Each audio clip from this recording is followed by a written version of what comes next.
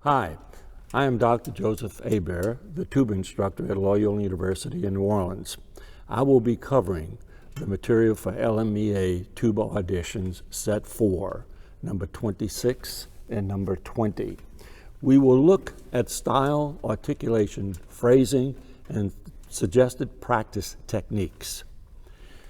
Number 26, it is in the key of B minor, 2 sharps, so you should really know your minor scales.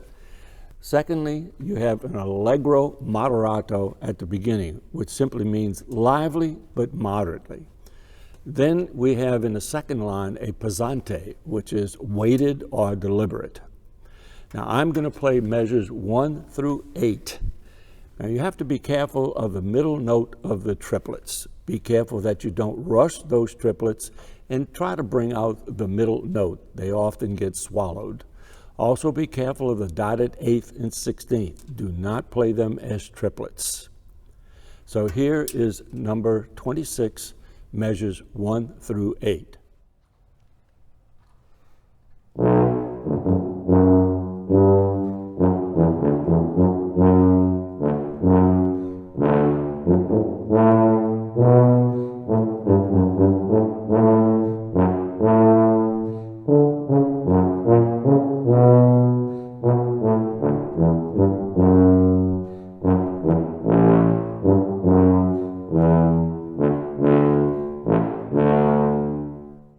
Next, I'm going to start in measure 9 and play through the fermata in measure 27. I would suggest a very slight separation between the syncopated notes. This sets up the feel of the rhythm itself. Also, when you get to the staccato notes, don't peck at them. Give them some value. Okay. Also notice that when we stop, measure 28, 29 are very much like measure 1 and 2 with a slight variation in rhythm. So here's measure 9.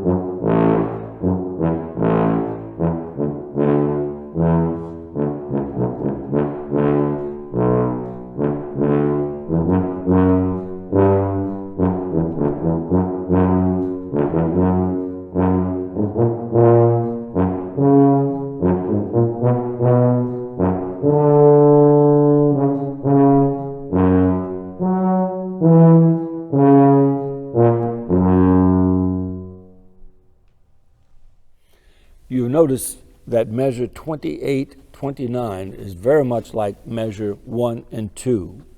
That's all it starts, and it has the same exact notes and the same rhythms. Also notice out of the entire 52 measures of this etude, 42 of those measures have very, very similar rhythms. So the rhythms are fairly consistent, they just change notes.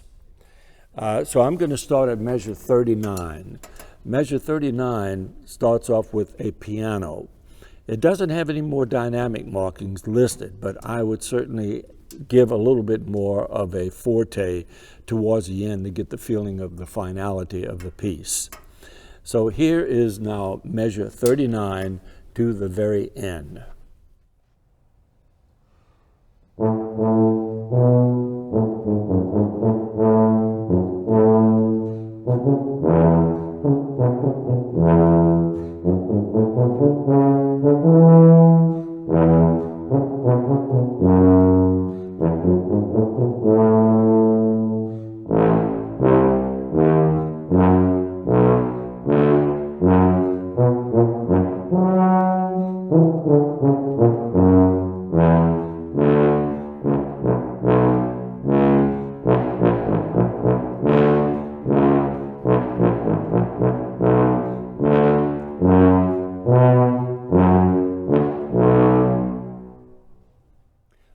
last suggestion on working with these pieces, that practice from the very end. For example, start at measure, say, 28, and practice those last 6 lines until you feel very, very comfortable.